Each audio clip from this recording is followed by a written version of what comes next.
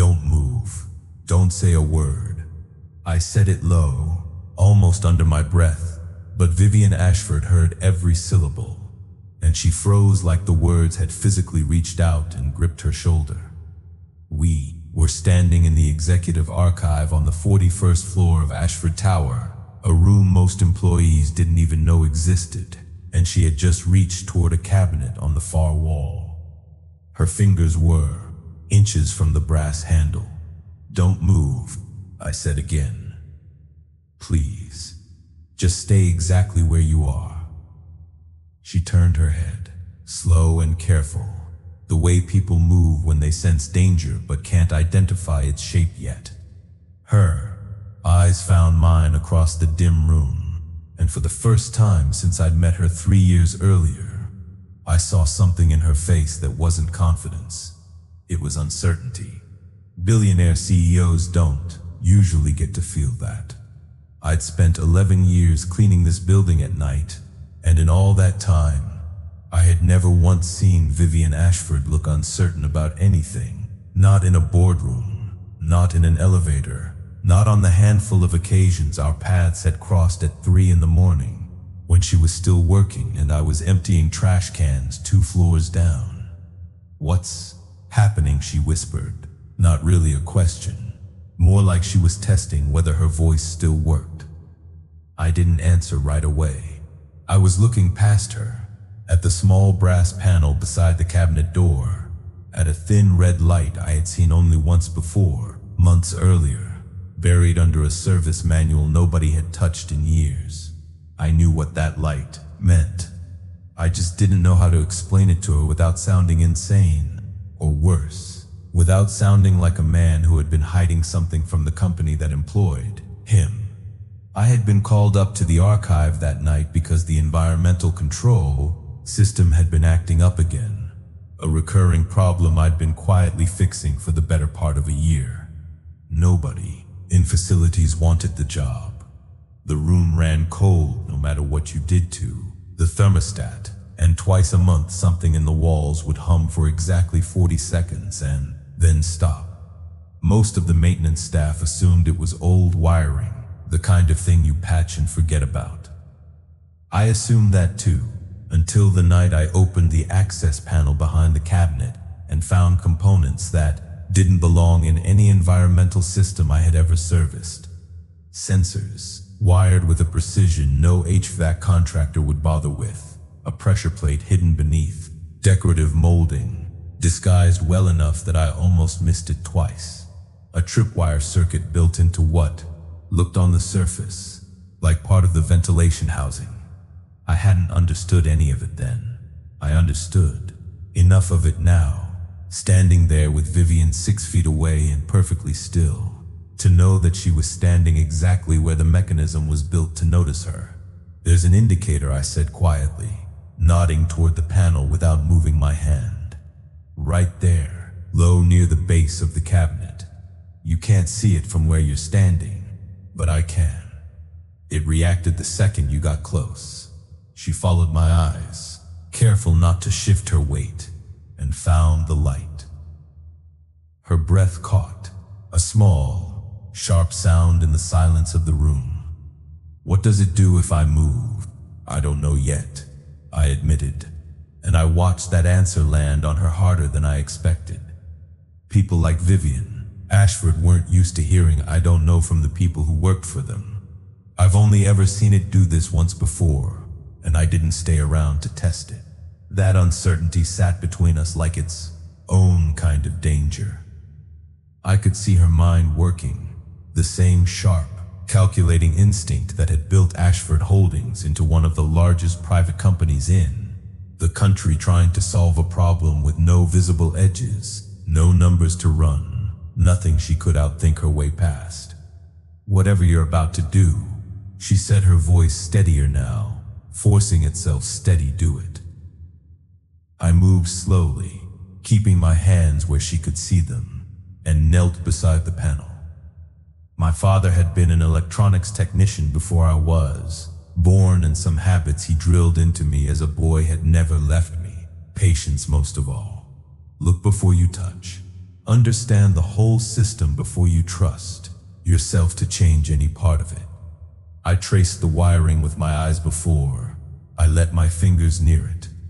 A magnetic contact along the cabinet's base.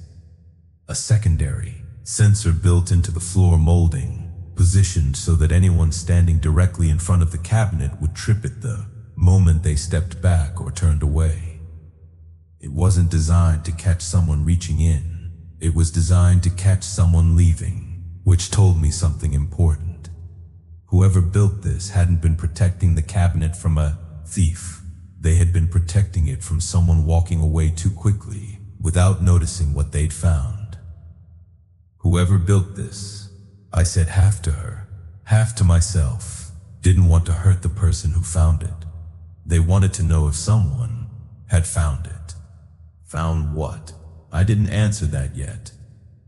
I was too busy working out how to disarm the plate without triggering the compartment lock I suspected was wired into it.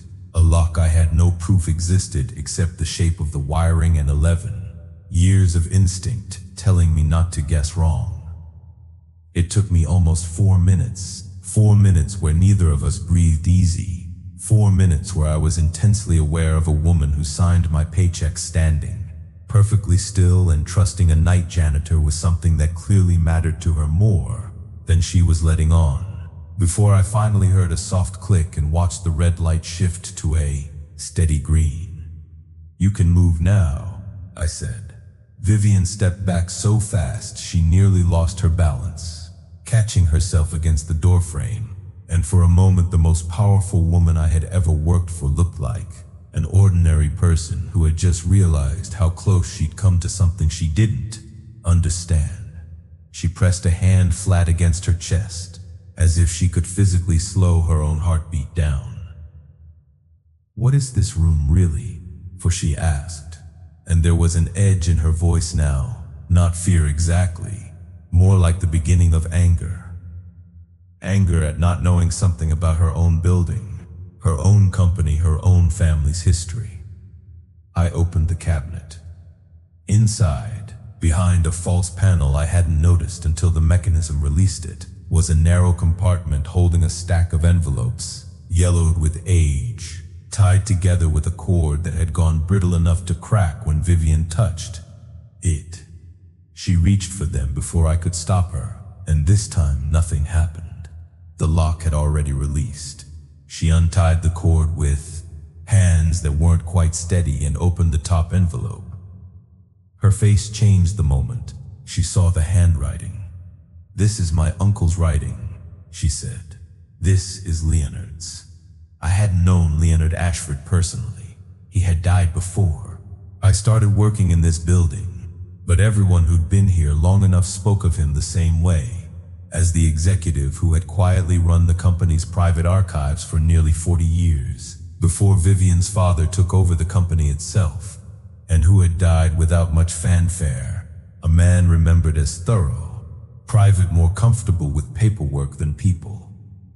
Vivian read the letter in silence, and I watched her expression shift from confusion to something closer to disbelief. When she finally looked up at me, her voice had lost its usual certainty, that flat, executive calm I'd only ever heard her use in meetings I wasn't supposed to be present for. "He's telling whoever finds this to verify the original ownership records," she said, before trusting the company's official history. I felt something cold settle in my chest, not because of what the letter said, but because of a name written at the bottom of the second page, a name I recognized instantly because I had grown up hearing it every day of my childhood, spoken by my mother in 100 different tones. Proud, exhausted, worried. Nathaniel Mercer, my father. "That's impossible," I said before I could stop myself. Vivian looked at me, sharper now, studying my face the way I imagined she studied balance sheets, looking for the number that didn't add up. "You know that name?" "That's my father," I said. "He passed 11 years ago." I never once heard him mention this company, this building, or your uncle. For a long moment, neither of us spoke. The room felt smaller than it had a few minutes earlier, like the walls had learned something about both of us and weren't going to let either of us leave without carrying it forward. Elijah, she said my name, sounding strange in her mouth, since in 3 years she had never once used it. Always Mr. Mercer in the rare moments we spoke at all. I need you to tell me everything you know about your father. The truth was, I didn't know much, and admitting that to her felt like admitting a failure I'd never fully looked at before. My father had been a private man, the kind who fixed things instead of talking about them. He worked for decades as a technician for a firm that serviced security and preservation systems for private collectors, banks, and old money families who didn't like strangers touching their vaults. He never brought his work home, not in words anyway. What he brought home were notebooks, dozens of them filled with sketches and measurements in his small, careful handwriting. Notebooks he kept locked in a metal case under his bed and never let anyone touch, not even my mother. Not even when she asked, more than once, what exactly he did all day that required that much secrecy. After he died, that case came to me, along with everything else in his small apartment. I had kept it in my hall, closed it for 11 years without opening it more than twice, telling myself I would get to it eventually, the way people tell themselves that about grief they aren't ready to sort through.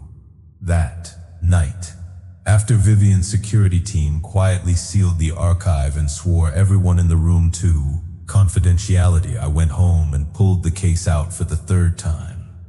Inside, beneath a layer of old receipts and a photograph of my mother I hadn't seen in years, was a notebook I hadn't noticed before, tucked flat against the bottom of the case, thinner than the others. The cover was blank.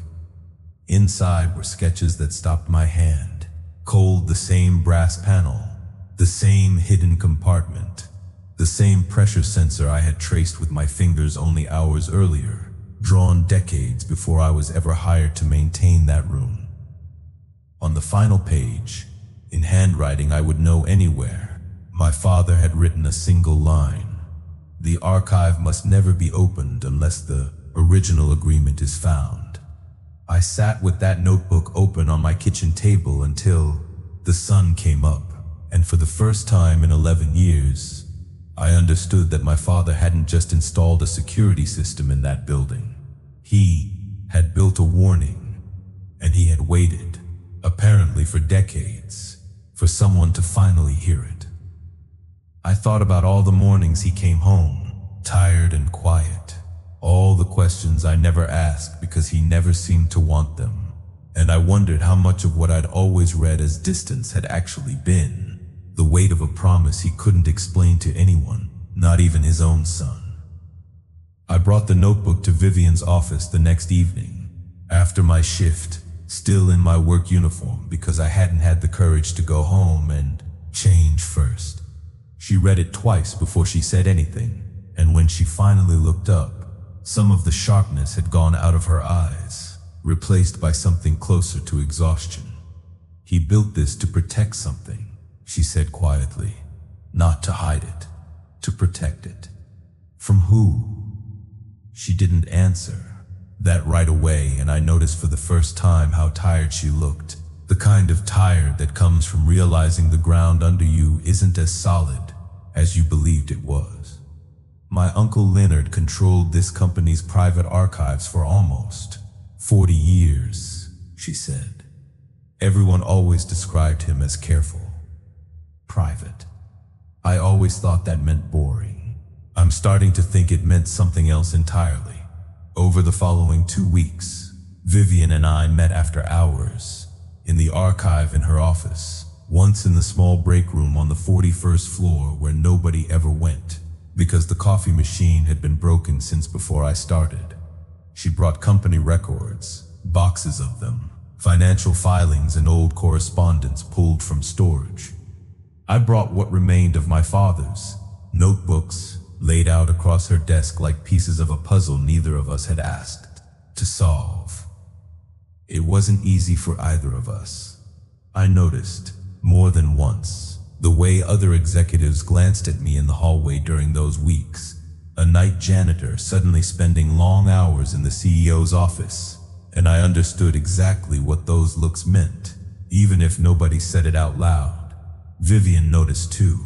She never once asked me to stop coming. Slowly, piece by piece, a picture started to take shape that neither of us wanted to believe. The documents in that hidden compartment concerned a property acquisition from decades earlier, the deal that had become the foundation of Ashford Holdings' largest and most profitable division. The company's official history said the Ashford family had purchased the property outright from its original owners, a clean transaction, fully documented, celebrated for years in company retrospectives as the moment the family built its empire from. A single sound decision. The hidden documents told a different story. The original agreement, the real one, included a clause granting a future claim to the property's original partner if certain conditions were later met, conditions tied to development milestones that, according to the paperwork, had eventually come due. That clause never appeared in any of the company's later records. It had simply vanished. The paperwork replaced with a cleaner, simpler version that made the Ashford family's ownership look absolute and uncontested. Someone erased it, Vivian said, staring at the two versions side by side on her desk, her voice flat in a way that told me she was holding something back. Someone inside my own family's company decided this agreement was inconvenient, and they made it disappear.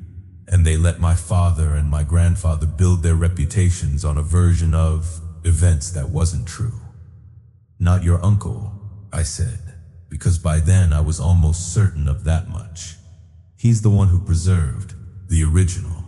He built a system specifically to protect it, at real risk to himself if anyone had ever found out what he was hiding and why. Then who? That question followed us for days without an answer. And it changed something in the building itself, or maybe it only changed how I noticed things now. I started paying attention to details I would have walked past a month earlier, the way certain executives went quiet whenever the archive came up in conversation, the way one senior director on the finance floor made a point of asking me, too casually, what exactly I'd been doing up in the executive suite so many nights in a row. I gave him a vague answer about the environmental system and watched him decide not to push further, and I understood then that whatever we were uncovering, other people in that building had reasons of their own to want it left alone. Neither of us had that answer yet, but my father's notebooks gave us a place to look. Buried in the margins of one page next to a diagram of the preservation mechanism was a name I hadn't paid attention to the first time I read it. A corporate advisor who had worked closely with the company during the years the records were altered, a man named Gordon Reese, who according to the company's official history had left Ashford Holdings decades ago under vague circumstances described only as retirement. It took Vivian's legal team 3 days to find what my father had apparently known for 30 years. Gordon Reese hadn't retired quietly. He had been paid an unusually large severance immediately after the original property agreement was quietly replaced. In the company's records, a payment routed through a shell arrangement that had never been explained in any surviving document except we eventually discovered one. My father's final notebook, the one he had clearly never intended for anyone to find, contained a short entry dated the same year Reese left the company. In it, my father described being brought in personally, outside his normal contract, to install a preservation system capable of protecting a single sealed compartment from tampering or premature opening. He didn't say who hired him for that specific job, but he wrote one line that told me everything I needed to know about the kind of man my father had been. A line I read a dozen times that week, trying to hear it in his voice. I don't know the whole truth yet, but I know enough to protect it until someone does. He had spent 30 years keeping a secret he didn't fully understand because someone had trusted him to keep it safe. And my father, whatever else he was, whatever he never said out loud to me, never broke a promise to anyone. I thought of every quiet evening he spent hunched over those notebooks at our kitchen table, and for the first time I understood what he had actually been doing all those nights I assumed was just work. Reese was 79 years old and living quietly outside the city when Vivian's investigators finally located him. He was in poor health, and when confronted gently, without threat by Vivian herself, he didn't deny anything. Age, or maybe guilt carried too long to keep carrying, seemed to have worn down whatever instinct he'd once had to protect himself.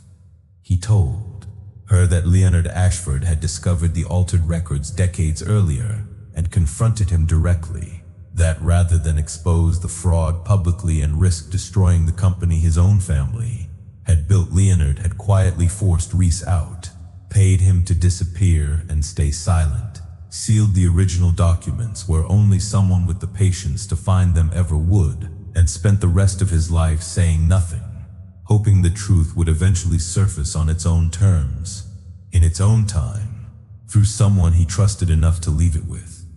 He had never told Vivian any of it.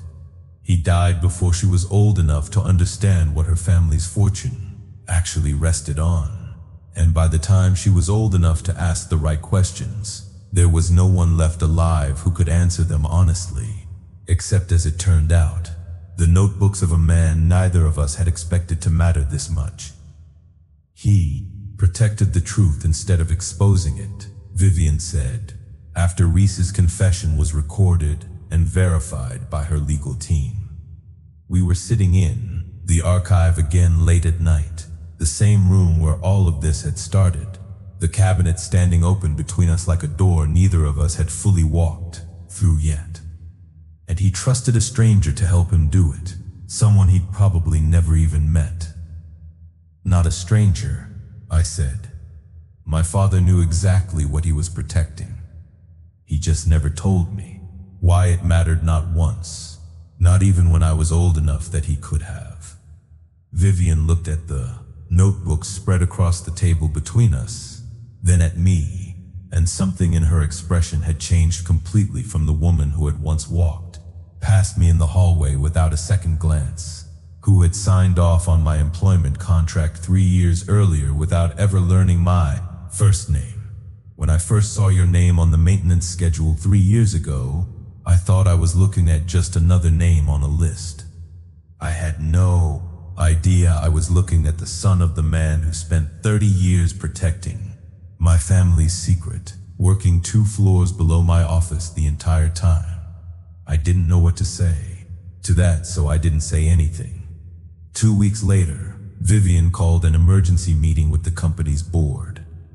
I wasn't in the room, but she told me afterward what she'd said, that she had ordered an independent legal review of the original property agreement, that she intended to correct the historical record publicly rather than bury it a second time, and that the third generation of Ashford leadership would not build its legacy on a lie, regardless of what it cost the company's reputation or her own position in the short term.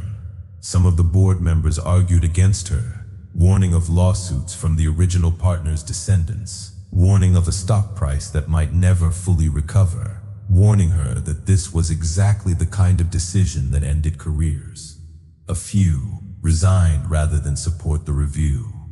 The company's stock dipped for exactly 9 days before analysts recognized what she had actually done, chosen transparency over concealment, and the dip reversed itself almost as quickly as it began, climbing back past where it had started once the market understood the company wasn't hiding anything anymore.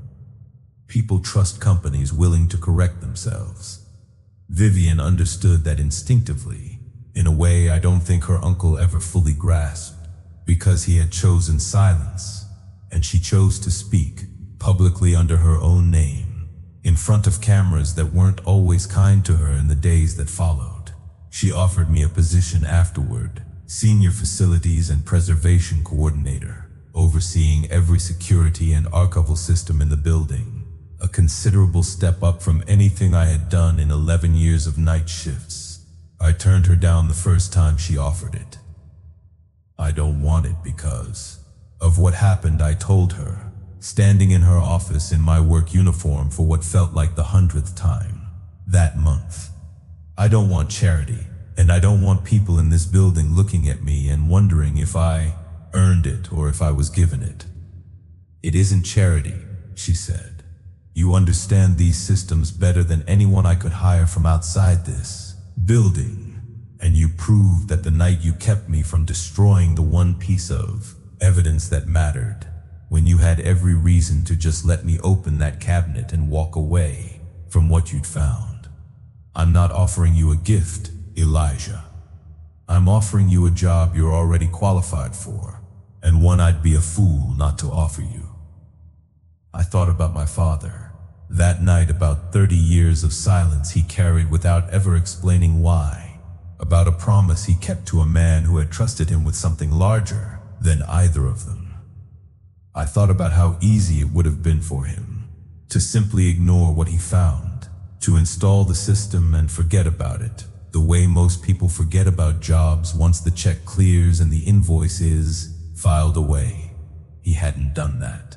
He had spent 3 decades quietly standing guard over something he believed mattered, without ever knowing if anyone would notice, without ever expecting credit, without ever telling his own son what he had done, carrying it the way some men carry grief, privately and completely, until the day it was finally set down. I accepted the position 2 days later, on the condition that I earn every part of it through the work itself, not through the story attached to my name, and Vivian agreed without arguing, which told me she understood exactly why that condition mattered to me. 6 months after, that night in the archive, the company published a formal correction to its historical ownership records, restoring the original agreement my father had spent his career protecting. The story made headlines for exactly one news cycle before the world moved on to something else, the way it always does. But for the families connected to that original agreement, the correction meant something the headlines never fully captured. Decades of quiet injustice finally acknowledged, and a settlement that, while it could never undo the years that had passed, at least closed a wound that had been left open since before I was born. Vivian kept one of my father's notebooks in a small display case near the entrance to the archive, not open to the public, just there for anyone who worked in that room to see. Underneath it, she had a small plaque made, nothing elaborate, just a name and a single line she asked my permission to use before she had it engraved. He kept the truth safe until someone was ready to carry it forward. I still work nights sometimes. Not because I have to anymore, but because there's a particular kind of quiet in that building after midnight that I've never wanted to give up. The same quiet my father must have known. The same quiet where he first decided that some promises are worth keeping even when no one is watching, even when the person you're protecting doesn't yet exist to thank you for it. I used to believe that staying invisible was the safest way to move through the world. That the less attention you drew, the less trouble found you. That a man in my position was better off keeping his head down and his opinions to himself. I understand now that my father believed something different, something he never got the chance to say to me directly, but said anyway in the only language he ever fully trusted, the language of careful, patient work. He believed that some people are given the chance to protect something larger than themselves, and when that chance comes, silence isn't cowardice. Sometimes it's the quietest form of courage there is, carried for 30 years by a man who never asked for anyone to notice, and inherited without either of us realizing it until it was already happening, by his son. Vivian was right about one thing she told me the night everything finally came together, standing in that archive with the cabinet open, and both of our lives already changed, in ways neither of us fully understood yet. when she first saw my name on a maintenance schedule. She thought she was looking at just another employee. She wasn't. She was looking at the last part of a promise her own uncle had made decades before either of us were old enough to understand what it would eventually cost, and what it would eventually mean to finally set it right in a room neither of us had any reason to walk into on an ordinary Tuesday night, except that we both, in our own ways, had been asked to be there all along.